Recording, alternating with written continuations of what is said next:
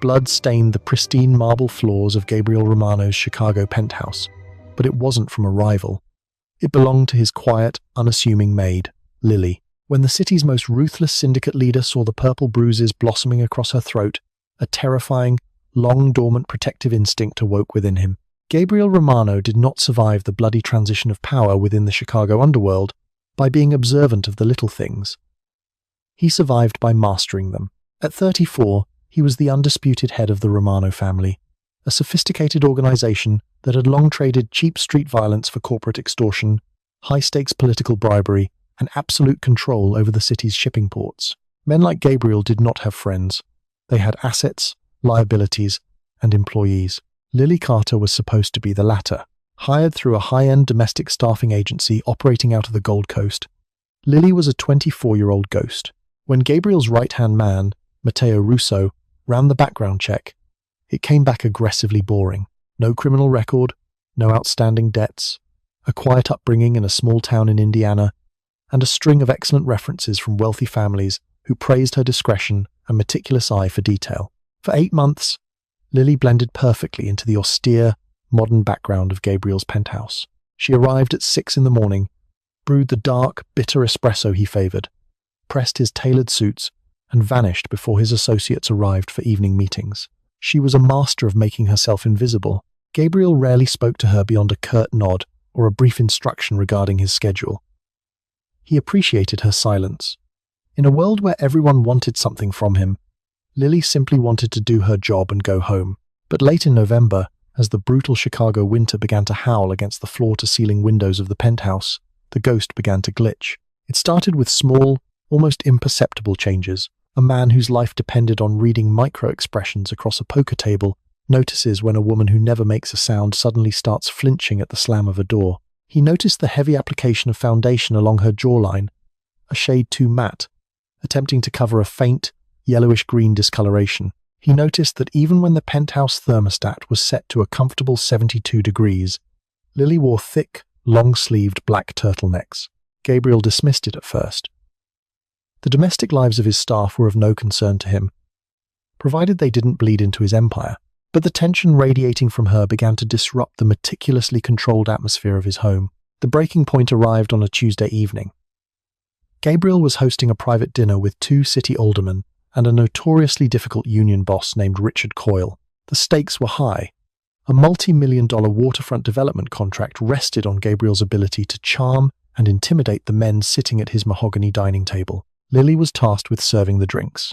She approached the table, holding a silver tray laden with crystal tumblers of aged bourbon. As she reached over to set a glass down in front of Coyle, the union boss suddenly slammed his thick fist on the table to emphasize a point about freight taxes. The loud, sudden crack of flesh against wood echoed in the room. Lily violently recoiled. It wasn't just a startled jump. It was a visceral, conditioned response of pure terror. She gasped, shrinking back, and the silver tray tipped. A heavy crystal tumbler slipped, shattering against the edge of the mahogany table, sending amber liquid and shards of glass splashing across the pristine rug and onto Gabriel's sleeve. The room went dead silent. Coyle scoffed, wiping a drop of bourbon from his cuff. "Christ! Romano! Where did you find this jumpy broad?" Gabriel didn't look at Coyle. His dark, piercing eyes were locked entirely on Lily. She was trembling uncontrollably, her face drained of all color. She dropped to her knees, her bare hands desperately scrambling to gather the jagged shards of glass, completely ignoring the fact that she was cutting her own fingers. "I'm sorry," she whispered, her voice a fragile, broken thread. Gabriel stood up slowly. The sheer authority in his movement made the politicians at the table hold their breath. He walked around the table and knelt beside her. "Stop," Gabriel said, his voice low, commanding, yet strangely devoid of its usual icy edge. Lily didn't stop. Panic had completely consumed her. She reached for a large, sharp piece of crystal. Gabriel reached out and firmly grasped her left wrist to stop her from slicing her hand open. The moment his fingers wrapped around her arm, Lily let out a choked, agonizing whimper. She jerked her arm back with such force that the cuff of her heavy turtleneck snagged on his watch and ripped upward. The breath left Gabriel's lungs. Exposed under the harsh, ambient light of the chandelier was a canvas of brutality, Her forearm was covered in a horrifying patchwork of deep purple, black, and fading yellow bruises in the distinct shape of large, punishing fingers. Further up, near the crook of her elbow, were nasty, circular burns. Gabriel stared at her arm, the silence in the room thickening into something heavy and dangerous. Slowly, he raised his eyes to meet hers. Lily was crying silently, frantically trying to pull the sleeve back down, her shame and terror palpable. Gabriel stood up, keeping himself carefully positioned between Lily and the men at the table. He turned his head slightly, his profile sharp and unforgiving. "Matteo," Gabriel said softly. Matteo stepped out of the shadows near the doorway. "Yes, boss. Show our guests to the elevator." "The meeting is over." Coyle stood up, indignant. "Over? Romano, we haven't even discussed the zoning permits," I said. Gabriel's voice dropped an octave, resonating with a lethal promise that made the air in the room turn to ice. Within 2 minutes, the penthouse was empty, save for Gabriel, Matteo, and Lily, who was still kneeling on the floor, clutching her injured arm to her chest. Gabriel pulled a clean handkerchief from his pocket and crouched down in front of her. He gently took her uninjured hand and wrapped the cloth around a small cut on her thumb. "Look at me," he commanded softly. Lily squeezed her eyes shut, shaking her head.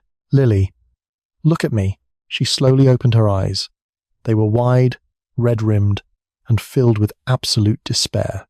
Gabriel's face was an unreadable mask of stone, but the dark depths of his eyes held a terrifying, cold fire. "Who hurt you?" he asked. Lily refused to speak. She bit her lip until it bled, shook her head frantically, and begged Gabriel to let her clean up the mess and go home. She claimed she fell. The lies were transparent, born of a deep, paralyzing fear that went far beyond Gabriel's intimidating presence. She wasn't afraid of Gabriel. She was terrified of what would happen if she told the truth. Gabriel let her go. He ordered a car to take her back to her small apartment in the Rogers Park neighborhood, instructing the driver to wait outside until she was safely locked indoors. Once the elevator doors closed behind her, Gabriel poured himself a fresh glass of bourbon, ignoring the shattered crystal still resting on the rug. He walked over to the floor-to-ceiling window, looking out over the glittering skyline of Chicago. The coldness inside him, a carefully cultivated detachment that had kept him alive for over a decade, felt different tonight. It wasn't the cold of indifference. It was the absolute, sub-zero temperature of premeditated violence. "Matteo," Gabriel said without turning around. "I'm already on it," Matteo replied, stepping up behind him. Bank records, phone logs, social media ghosts, neighborhood security cameras. "I want to know everything," Gabriel said, taking a slow sip of the burning liquid. "I want to know who breathes near her. I want a name, a face, and an address. You have 12 hours. It only took Matteo 8. At 7 the next morning, Lily did not arrive for her shift. It was the first time she had been late in 8 months. Gabriel was already dressed in a charcoal 3-piece suit, sitting at his desk when Matteo walked in and tossed a thick manila folder onto the leather blotter. "Her phone has been disconnected," Matteo said grimly. "And you're not going to like what's in there, Gabriel." Gabriel flipped the folder open. Staring back at him was a mugshot of a man with hard, dead eyes and a sneering mouth. "Declan Reed," Matteo recited, pacing the room. 32. Small-time loan shark and heavy-handed muscle for the O'Connor syndicate down on the south side. Several priors for aggravated assault, battery, and extortion. Mostly, he beats up people who can't pay their gambling debts. "What is his connection to Lily?" Gabriel asked, his voice deathly quiet as he read through the rap sheet. "They dated 3 years ago. Back before she moved to Chicago. From what I can gather, she ran from him, changed her number, moved to the city, got a quiet job, but Reed got in deep with the O'Connors, owed them a lot of money after a bad shipment of narcotics was seized by the feds." Gabriel's brow furrowed. "So why track down an ex-girlfriend?" "Because..." Matteo stopped pacing and leaned over the desk. Gabriel looked up, his eyes narrowing into lethal slits. "Reed tracked her down about a month ago," Matteo explained. "The timeline matches when the building's security cameras started catching a black sedan idling across the street. The O'Connors are desperate to get an edge on our shipping routes. Reed figured out his ex was the invisible maid cleaning the penthouse of the Romano Empire. He cornered her, demanded she pay off his debt to the O'Connors. She doesn't make that kind of money, Gabriel stated. No, she doesn't. So he offered her a trade. Matteo reached into the folder and pulled out a small, translucent plastic bag. Inside was a microscopic, state-of-the-art audio transmitter. My sweepers found this crushed in the trash chute down the hall from Lily's apartment this morning. Reed wanted her to plant bugs in your office, your dining room, and your private vehicles. He wanted to sell your secrets to the Irish. Gabriel stared at the crushed piece of technology. The pieces violently clicked into place. The flinching. She refused. Gabriel whispered. The realization hitting him like a physical blow. She refused, Matteo confirmed. Every time he came to her apartment, he beat her for saying no. He burned her. He threatened to kill her family in Indiana if she didn't comply.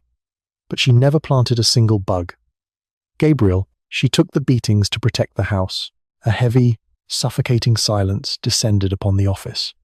In the Mafia, loyalty was a commodity bought with fear, money, or blood oaths. Betrayal was expected. It was the baseline of their existence. Gabriel paid off judges, senators, and police chiefs because everyone had a price. But this girl, this quiet, 24-year-old civilian who had absolutely nothing to her name, who owed Gabriel nothing but a clean floor and a pressed suit, had endured unimaginable physical torture to protect him. She had stood as a silent shield between his empire and his enemies, absorbing the blows meant to destroy him. Gabriel stood up. The air around him seemed to crackle with an intense, terrifying pressure. Where is Declan Reed right now? Our guys tracked his phone. He's at Lily's apartment building. He bypassed the front door 20 minutes ago.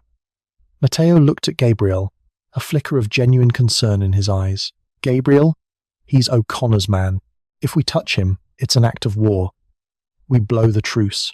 There is no truce, Gabriel said coldly, walking past Matteo toward the door. Not anymore. Get the car. The hallway of Lily's rundown apartment complex smelled of stale cigarettes and boiled cabbage. Gabriel walked down the dimly lit corridor, his expensive leather shoes making no sound on the worn carpet. Matteo and two massive enforcers, silent as shadows, trailed a few paces behind. When they reached apartment 4B, the door was slightly ajar. The lock had been splintered. From inside, a loud crash echoed, followed by a muffled, agonizing cry. Gabriel didn't kick the door open. He pushed it gently, stepping into the cramped living room like a reaper entering a graveyard. The apartment was trashed. Books were torn, cheap furniture overturned.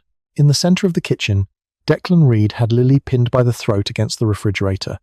Her feet were barely touching the linoleum floor. Her face was battered, her lips split and bleeding profusely. She was weakly clawing at Reed's massive hand, her eyes rolling back. "I'm done asking! You stupid bitch!" Reed roared, rearing his free hand back, formed into a tight, brutal fist. "You're going to take the damn wire, or I'm going to break your neck right." Reed. The voice was barely above a whisper, yet it cut through the room like a frozen blade. Declan Reed froze. He turned his head, his face twisting into a scowl that instantly melted into absolute, pale horror as he registered the man standing in the doorway. Every thug in Chicago knew the face of Gabriel Romano. But seeing him here, standing in a squalid kitchen, flanked by men holding silenced weapons, was a waking nightmare. Reed immediately dropped Lily. She collapsed to the floor, gasping hungrily for air, violently coughing as she clutched her bruised throat. Mr.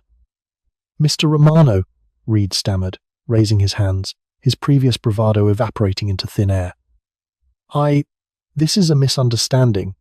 This is personal business. Me and the girl." Before Reed could finish the sentence, Gabriel crossed the room with a speed that defied his composed demeanor. He grabbed Reed by the lapels of his cheap leather jacket and slammed him headfirst into the granite countertop with sickening force. The sound of breaking bone echoed sharply. Reed screamed, blood immediately pouring from his shattered nose. He tried to scramble away, but Gabriel caught him by the back of the neck, dragging him to the center of the room and forcing him to his knees. Gabriel looked down at the bleeding, pathetic man. There was no rage in Gabriel's face. It was far worse.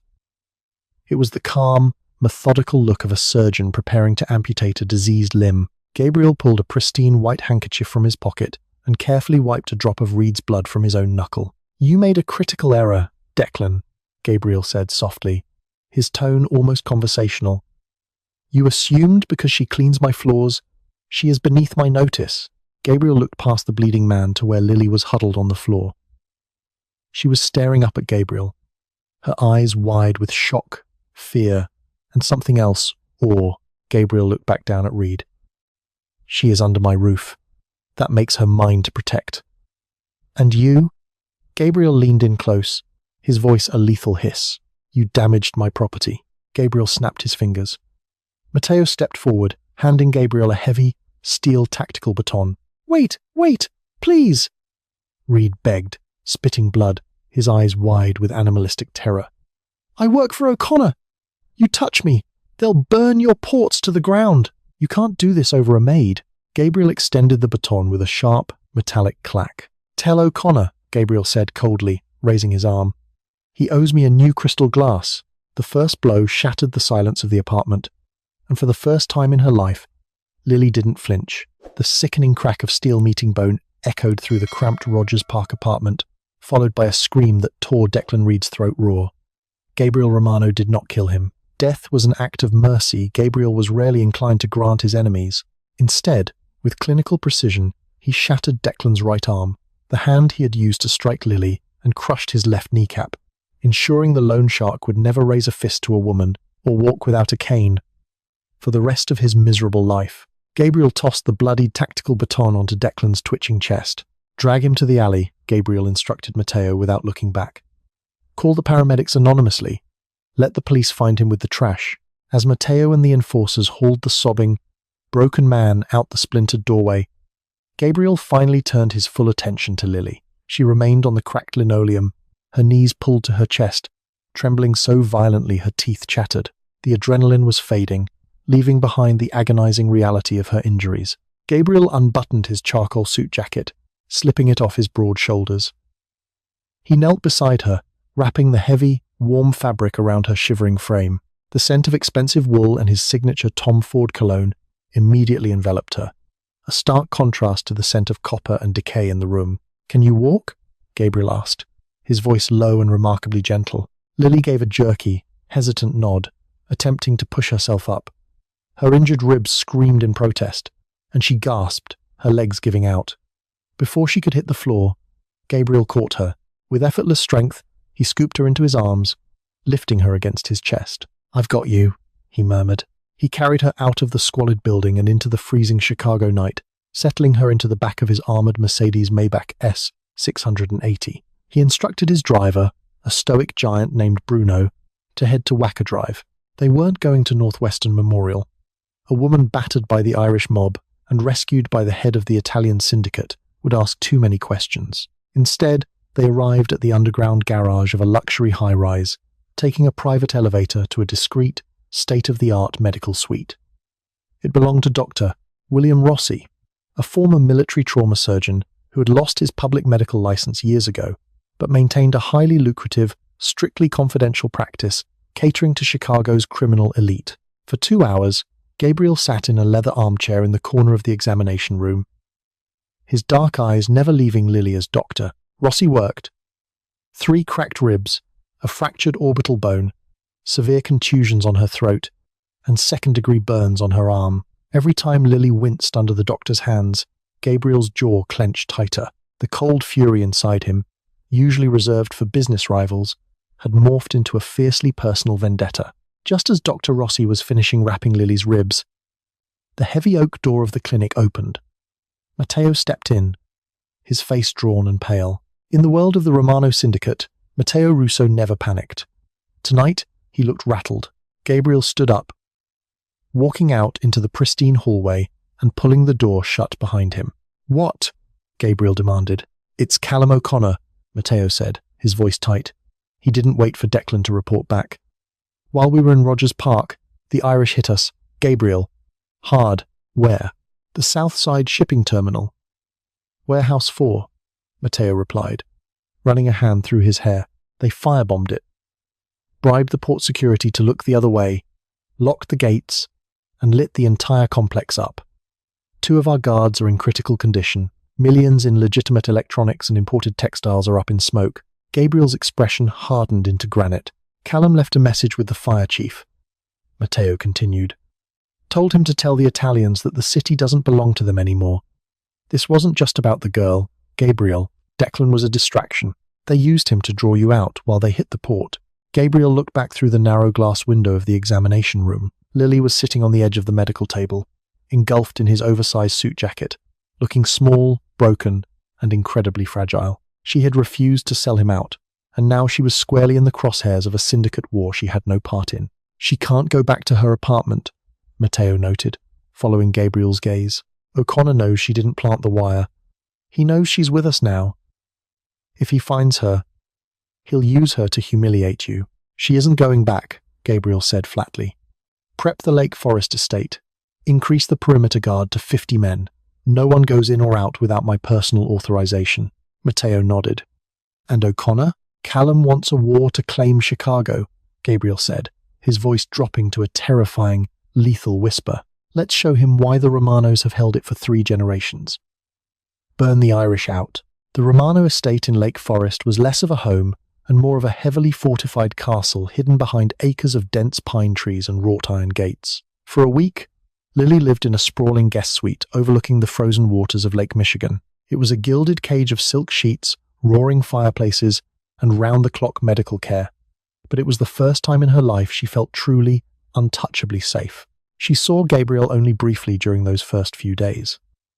He was a phantom, deeply entrenched in orchestrating a brutal, systematic dismantling of the O'Connor syndicate's operations. The news was filled with reports of unexplained explosions at Irish-owned pubs, sudden union strikes at construction sites, and mysterious disappearances of known Southside enforcers. But every evening, exactly at midnight, the heavy oak door to Lily's suite would open. Gabriel would step in, loosening his silk tie, bringing with him the scent of cold winter air and gunpowder. He would sit in the armchair near her bed, ask about her pain levels, ensure she had eaten, and sit in silence until she fell asleep. On the 8th night, the silence finally broke. Lily was sitting by the window, a cashmere blanket draped over her healing ribs, watching the snow fall against the glass. Gabriel entered, looking more exhausted than she had ever seen him. Dark circles bruised the skin beneath his eyes, and a fresh cut marked his jawline. He poured 2 fingers of bourbon from a crystal decanter on the dresser and sat down heavily in his armchair. Dr. Rossi says your ribs are knitting together nicely, Gabriel said, staring into his amber drink. They are, Lily replied softly. She turned to face him. Gabriel. It was the first time she had used his first name. The intimacy of it seemed to startle them both. You don't have to keep doing this. I'm just your maid. You've already done more than enough. Gabriel looked up, his dark eyes locking onto hers. The intensity in his gaze made her breath catch. You took beatings for a month to protect a man who barely knew your name, Gabriel stated, his voice a low rumble in the quiet room. Why? Lily. Declan offered you a way out. All you had to do was drop a microphone behind my desk. Why didn't you? Lily looked down at her hands. The bruises on her wrists were fading to a dull yellow. Because before Declan found me, she whispered, her voice trembling slightly, your penthouse was the only place in the world where the monsters couldn't reach me. For 8 months, it was quiet. It was safe. I wasn't going to be the one to let the monsters in. Not into your home. Gabriel set his glass down. He crossed the room slowly, stopping just inches from her chair. He reached out, his large, calloused hand gently cupping her jaw, his thumb brushing against the fading bruise on her cheekbone. The touch was impossibly tender for a man whose hands had dealt out so much death. No one will ever lay a hand on you again, Lily. That is not a promise. It is a fact, he vowed. The air between them thickened, shifting from a dynamic of protector and victim to something dangerously magnetic. Lily looked up into his eyes, seeing the ruthless syndicate boss melt away, leaving only a man who was looking at her as if she were the most precious thing he had ever held. But the fragile peace was a lie. 2 nights later, Gabriel was called away to a midnight sit-down with the 5 families in the city. He left the estate heavily guarded, entrusting the interior security to his senior capo, Vincent Costanza. Vincent had been with the Romano family for 20 years, a trusted lieutenant who had practically raised Matteo.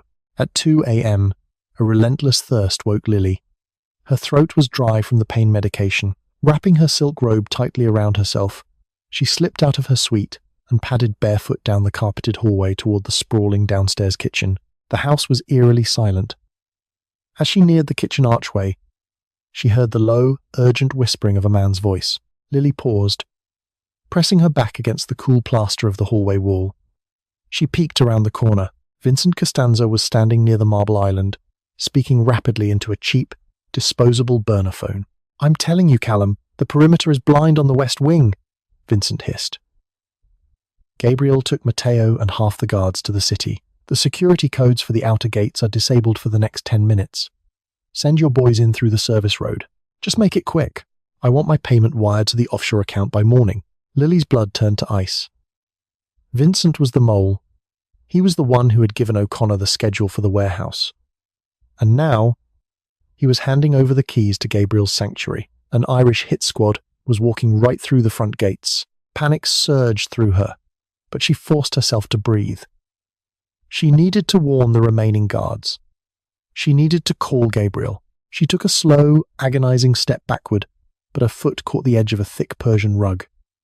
She stumbled, her shoulder slamming hard into a decorative pedestal holding a massive, antique porcelain vase. The vase wobbled dangerously. Lily lunged to catch it, but her injured ribs flared with blinding pain, slowing her reflexes. The vase hit the hardwood floor, shattering with a deafening, explosive crash that echoed through the cavernous house like a gunshot. Just like the crystal glass in the penthouse, Vincent spun around, dropping the burner phone.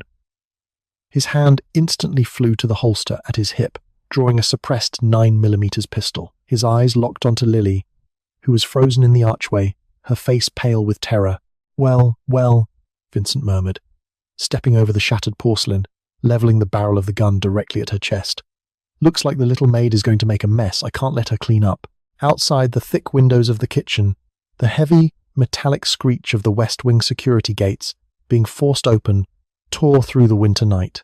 The monsters had arrived. The suppressed barrel of Vincent Costanza's 9mm pistol remained perfectly steady, aimed directly at the center of Lily's chest. For a man who had spent 2 decades enforcing the will of the Romano family, betrayal came with chilling ease. The heavy, metallic groans of the West Wing gates retracting echoed through the cavernous estate, a death knell signaling the arrival of the Irish hit squad.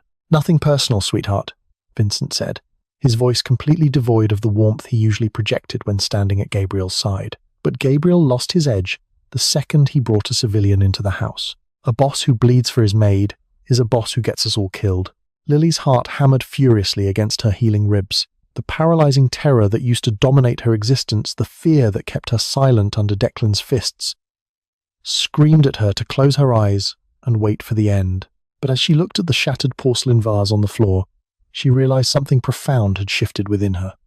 Gabriel had shown her what it felt like to be protected. She was no longer a ghost willing to be erased.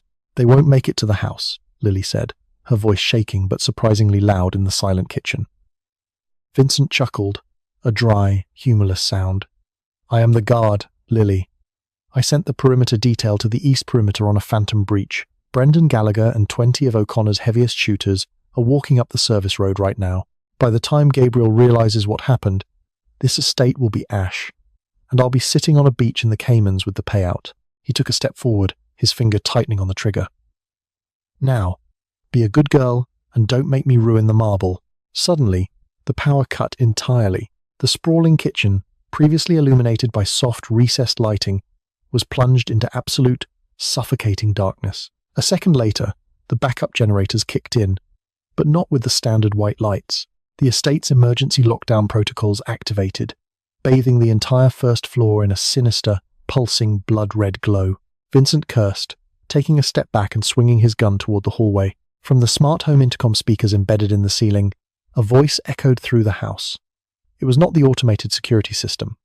It was a low, terrifyingly calm baritone. "Did you really think I didn't check the offshore accounts, Vincent?" Vincent froze, the color draining from his face under the red emergency lights. "Gabriel, Arthur Pendleton at the First Republic Private Wealth Division flagged your wire transfer from Dublin 3 days ago." Gabriel's voice resonated through the speakers. Cold and calculating, "You left a paper trail a mile long with Harrison Croft at the Port Authority to secure the gate codes. You always were sloppy with the logistics, old friend. You went to the city," Vincent stammered, frantically aiming his pistol at the shadows, his breathing turning ragged. Matteo took the convoy to the south side. Matteo took 3 empty armored SUVs to the south side. Gabriel corrected seamlessly. "I never left the property. Outside the thick, bullet-resistant windows, the night erupted. The trap had been sprung. The Irish hit squad, expecting an empty, vulnerable estate, had walked directly into a heavily fortified ambush. Bright flashes of muzzle fire illuminated the snow-covered lawn as Gabriel's hidden enforcers rained hell down on the intruders. Panic completely consumed Vincent. He lunged forward, grabbing Lily by her uninjured arm and yanking her violently against his chest. He pressed the hot muzzle of the suppressor hard against her temple. "Show yourself, Gabriel," Vincent screamed into the flashing red darkness, using Lily as a human shield. "I'll blow her brains out. I swear to God I'll do it. Call off your men and give me a car, or the girl dies right now." Lily gasped, the harsh grip aggravating her bruised collarbone, but she didn't scream. She kept her eyes wide open, staring down the long, shadowed corridor of the West Wing. From the pitch-black depths of the hallway, a figure emerged into the pulsating red light. Gabriel Romano was not wearing his tailored suit. He was dressed in tactical black, a custom 1911 pistol held casually at his side. The look on his face was one of absolute, mythological wrath. He didn't look like a businessman. He looked like the apex predator of the Chicago underworld. "Let her go," Gabriel said. The command wasn't loud, but it carried a lethal weight that made the air in the room feel heavy. "Give me the keys to the armored Maybach," Vincent countered, his hand trembling so badly the gun rattled against Lily's skull. "You have 3 seconds to take your hands off my property," Gabriel stated, taking a slow, deliberate step forward. "Stay back." 1. "Gabriel, I mean it!" Vincent screamed, shifting his weight. That shift was all the opening Gabriel needed. Gabriel didn't count to 2. With blinding speed and terrifying precision, he raised his weapon and fired a single shot. The sound was deafening in the enclosed space. Vincent let out a gargled shriek as the bullet shattered his right shoulder, the exact same shoulder he had used to hold the gun. The 9mm pistol clattered harmlessly to the floor. Vincent collapsed to his knees, clutching his destroyed joint, blood pouring through his fingers onto the pristine marble. Lily stumbled forward, gasping for air. Before she could fall, Gabriel was there. He dropped his weapon and caught her in his arms, pulling her tightly against his chest. He buried his face in her hair, his massive hand cradling the back of her head, shielding her from the sight of the bleeding traitor on the floor. "I've got you," Gabriel whispered fiercely, his voice finally losing its icy control, betraying a raw, desperate relief. "I've got you. You're safe." Lily wrapped her arms around his waist, burying her face into his tactical vest, inhaling the scent of cold winter and gunpowder. She wasn't trembling from fear. She was trembling from the overwhelming rush of survival. Within moments, the heavy oak doors of the kitchen burst open. Matteo stormed in, an assault rifle slung across his chest, his face smeared with soot and snow. He took one look at Vincent bleeding on the floor and stepped over him without a second glance. "The lawn is clear, boss," Matteo reported, his breathing heavy. "Brendan Gallagher is dead. The rest of the Irish squad surrendered or bled out. O'Connor's back is broken. The war is over." Gabriel didn't look up from Lily. Matteo grabbed Vincent by the collar of his jacket, dragging the sobbing, broken capo out of the kitchen, leaving a trail of blood on the floor. The red emergency lights flickered off, and the warm, soft glow of the estate's main power returned. The house fell eerily silent once more, the brutal storm outside having finally passed. Gabriel slowly pulled back, keeping his hands gently on Lily's shoulders. He looked down at her, his dark eyes searching her pale, beautiful face for any new injuries. He gently brushed a stray lock of hair behind her ear. "I told you," Gabriel murmured, his thumb tracing the line of her jaw. "No one will ever lay a hand on you again." Lily looked up at the ruthless syndicate boss, the man who had burned an empire to the ground to keep her safe. The invisible, terrified Maid was gone. In her place stood a woman who had finally found the one place in the world where the monsters could not reach her, right in the arms of the devil himself. "I know," Lily whispered softly, leaning into his touch. Lily's bruises eventually faded, but the bond forged in the fires of the Syndicate War remained unbreakable. Gabriel Romano didn't leave the underworld, but he reshaped it, ruling Chicago with a ruthless hand and a fiercely guarded heart, with Lily forever untouchable by his side.